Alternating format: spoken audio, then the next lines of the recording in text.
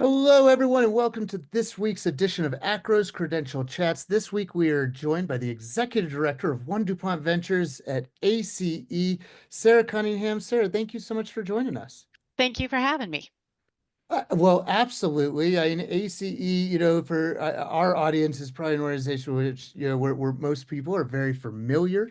And also, part of what they may not be familiar with is just, some of the ways that ACRAO and AC have been collaborating of late with the Mhm. LER Accelerator Initiative and this cohort of organizations serving higher ed constituents. And so maybe just a good starting place is just kind of, what is AC's kind of interest in that cohort and in advancing these, evolving conversations about credential innovation? Yeah, so ACE is excited to join the LER Accelerator with AACRAO. We've got a powerhouse set of higher education associations coming together to try and help all of our constituencies sort of move forward with learning and employment records and improved digital credentials that help unlock opportunities for learners. So I think there was a recognition that different groups on campus have different challenges and different perspectives when it comes to student records. And it's a tough area to navigate. Technological change isn't easy at the institutional level. And so we want to make sure that all of these associations are kind of speaking with one voice on the importance of these records and why we believe that they are the direction to move in for institutions going forward. So for ACE, we have a long history, even though a lot of institutions know us as kind of the primary advocacy organization for the broad sector of higher education. We have a long history of programs designed to help learners access college through non-standard routes. So learners who are coming from the military, we back in the day created the GED to try and help folks who had enlisted without a high school diploma make use of education benefits, the GI Bill, and for 70 years, we've been involved in credit for prior learning. And I think credit for prior learning is a space where credentials really matter. And the quality of credentials and the richness and information that those credentials are able to convey is very important because the whole point is that we're trying to take learning that happens anywhere, learning that happens out in on the field, in the workplace, anywhere it is, and ask institutions to bring it in, kind of ingest it into their curriculum and turn it into a reasonable, understandable pathway for a student to get a degree. And that's not easy. So the more information those credentials can contain, the better they can be kind of linked to other benchmarks and other validations, the easier we think it's going to be for institutions to trust them and be able to give students credit that they have earned and deserve based on the work that they've done in the past. So that's really sort of why we're here, and excited to be working with the team on this. Yeah, and for ACRO audiences who are watching this and thinking, well, and what she said, it doesn't sound all that new to me. Isn't that kind of what I already knew ACE did? And so, I think that that's made a really interesting opportunity to just ask you, what did ACE see of this as far as, what's new versus what you were already doing versus, I guess, kind of an opportunity to enhance and improve what you were already doing? Yeah, I think in terms of what's familiar, what we've always been doing is that translation into the higher education context, right? We know we have a lot of people who are trying to apply their learning to a degree program. I think what's exciting for us and a little bit new for us with learning and employment records is the employment part of that, right? In an ideal world, these credentials are also linking learners to employment opportunities. And that's a little bit less what ACE's wheelhouse has been in the past. So when it comes to our connections, institutions, we've got deep and abiding connections with the institutions across the country. With employers, it's a little bit harder for us on our own to build that that sort of that stakeholder group and work with those folks. So it's been great to work with other associations involved, like NACE, on engaging employers as well. And so LERs, right, they have this potential to create a through line in a learner's journey that we haven't really had before. So if I take credit for prior learning as an example, right? One of the types of credentials that we evaluate, let's say a Microsoft certification. Someone takes a certification for their job primarily, but they might decide they want to go to college, they want to get a degree. So they send that credential to an institution and they get credit for it. But if what comes out of that institution is a more traditional, old school transcript, you can see maybe that they got a couple of credits, but the important information for an employer about that Microsoft certification is not coming through on the other end, right? It gets turned into a course. A learning and employment record gives us the potential to carry all of these things through because they're based in skills and competencies. And if they're linked and interoperable, starting to get into our shared principles here, sneak them in there, then it's something where an employer can click through that record to see that first early experience that someone brought in and the skills that are in there and use that to hire them. So that connection, building on what goes into the college degree, that's what's exciting and new for us at ACE. And when you talk about translation, I don't think we can overemphasize that enough, right? That historically, like, and there was somebody in admissions or an office of the registrar who had to take a transcript of mine and be like, okay, fantasy pop media culture. Yeah, What is that? What does it yeah, mean?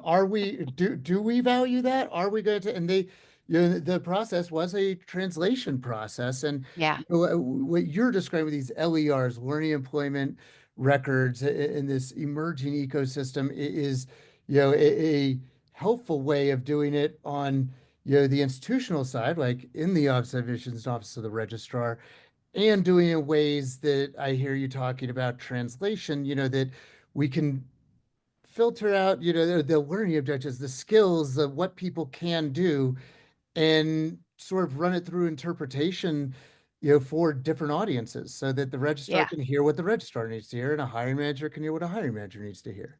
Yeah, this is the exciting stuff, and this is getting into, again, thinking about what AI can do for us in the future. We still have a ways to go, but these these credentials, these records should be smart records, right? Ideally, could we build them so that they speak in the language of the audience that receives them, not the issuer that issued them, right? So that they can take the same learning and present it in different ways. So we we've been evaluating for creating we call credit recommendations for 70 years now at ACE, right? So we take that learning that happens in the workplace or wherever it is, we translate it into the kind of the currency of higher education.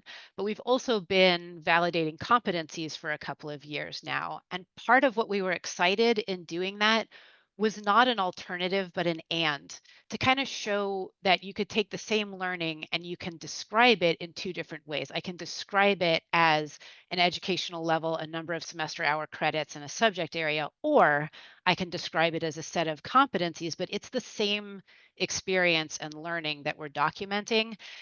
We can get more modular and flexible on this stuff.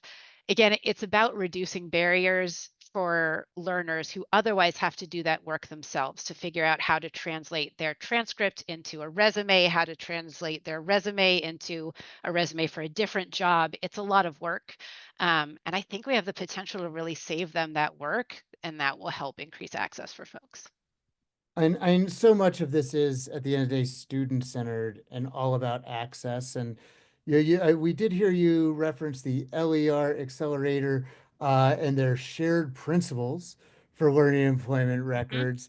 And so, we've not talked about that, in this venue. So maybe you could just share as a member of the LER Accelerator Initiative, that this cohort of organizations, including ACRA, have published a white paper with these shared principles. And so, definitely want to give you a chance to, since you hinted at it earlier, to Yeah. share that. Yeah, so we'd encourage anyone to check it out. I don't know if we can share links with this one, maybe We will alongside it. absolutely have the links for it Awesome. when we publish this. Yeah, so we really looked at, and this was building on work that lots of other groups have done and trying to kind of pull it together and find the common threads in there.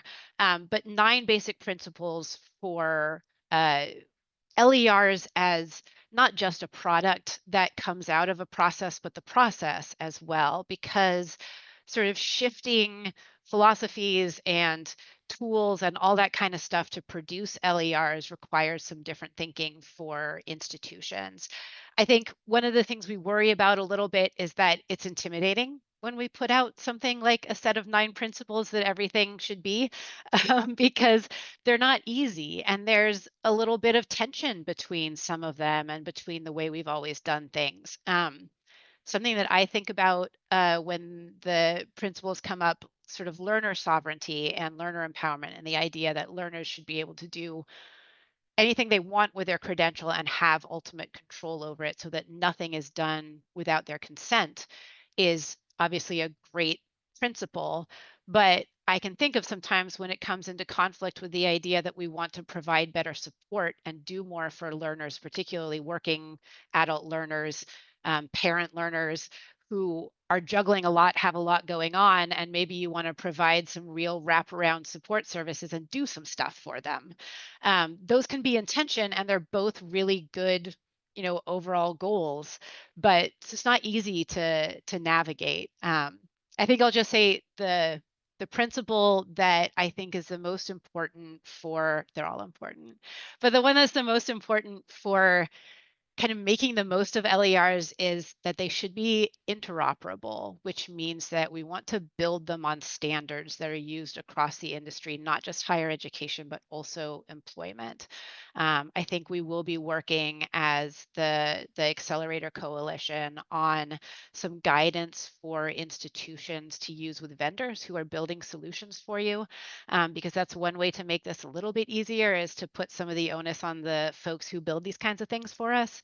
Um, but I know as someone who kind of learned this world, I did not get trained in this. I'm a wildlife biologist by training, trying to learn about education data and that kind of thing. It's a little intimidating the first time you see credential transparency, description language, and that sort of thing. Like it's not easy to learn. So it's a process, it's a journey to get there. And the idea of the coalition is that we've got a lot of folks to help people out. So we're also launching a community of practice. I'll send you that link to send along as well. If there are institutions that are uh, interested, ready to kick this off and get started, we're hopefully going to have a way for you to learn with other peer institutions and sort of share the journey with each other. I cannot agree more. That we all come by this honestly, as a Yeah. Spanish major who couldn't speak Spanish, definitely you had to learn my way through things like interoperability that I think I agree with you. It's really important, right? We can create these amazing human highlight reels that are telling just the awesome stories of learning achievement. But if they're, put on a laser disc, Hmm. we're Yeah. relying that people have Laserdisc players in order to access them. And so, I think that interoperability piece is just huge. Yeah, because you touched on that, learner ownership piece. Yeah, that leads me to one final question for you that is kind of in the weeds a little bit, but it was a place that AC I've just observed as a real leader is, you're one of the first, really major players to show up in the endorsement field. So in the technology standard for things like CLRs, open badges, there's a field called endorsement. And, for things like going back to languages, the oral proficiency interview in language proficiency Mhm. for their ACE credit recommendations, depending on your score on the oral proficiency interview. And, if you do it through, depending on what testing service you do it through, you will be issued a badge that carries an ACE endorsement on it. And so, Yeah. kind of just curious, how did ACE see that as a place to take risks, to say, we're going to go ahead and do this. This is important. And we actually kind of get why. Yeah, I think it didn't feel like much of a risk because it was a place finally to fit in what we do. Like the learning evaluations work that we do kind of doesn't fit into a lot of traditional structures where there is an issuer and a receiver, and that's kind of it. We are a third party quality assurance step, kind of in the middle there. And so when we first started working initially with Credly on building the idea of an endorsement, right? We needed a way to kind of add a package of ACE data about our validation onto already existing structure for digital credentials.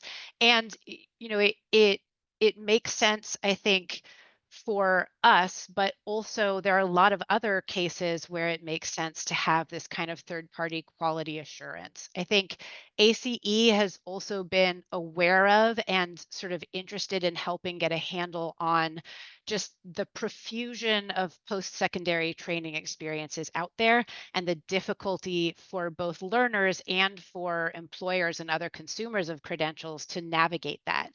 How do you know if you take a look at the whatever it is 750,000 credentials that the credential engine is mapping for us all the time, a million credentials? How do you know which ones are high quality? How do you know which ones you should invest in as a learner? How do you know which ones you should take seriously when they show up on a credential on an LER?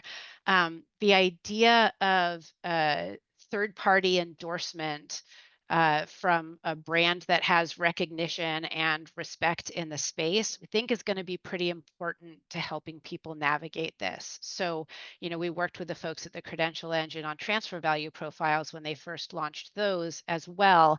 And that again was a wonderful sort of finding a place for what ACE does in a system that before that didn't really have a spot for us. So now they've got this very robust system where you can have an owner and an issuer of a credential. You can have someone like ACE attesting to a value for that in transfer. And on the sort of end of the journey, you have an institution saying, yes, we accept ACE's recommendation on this. And in our catalog, it counts as this course, and we're waiving this requirement and that sort of thing. So we can now trace the full sort of path of how that happens in, again, open, linked, structured, open source data that anyone can see. And starting going on for about a year now, ACE publishes all of our credit recommendations to the credential registry as those transfer value profiles. We strongly encourage institutions to go in there and use them. And use anything that we produce to help you grant credit to learners. And, and for anybody for whom that last part just didn't make sense, Sarah was Sorry. this is all about translation. Yeah. And as Sarah, Sarah issued the invitation to the communities of practice, we'll definitely share links. There's also the AACRAO Credential Innovation Community of Practice, as well as, all of our professional associations are here to help us out and help Yeah. us with this translation work. And as Sarah said, this LER Accelerator Initiative cohort of over 10 higher ed professional associations is all about kind of making a team sport of this. So, Yes. Sarah Cunningham, ACE, thank you so much for taking the time to join us and translate some of this for us. Yeah. Thank you. This is fun. Absolutely. Have a badge worthy week, everybody. Bye bye.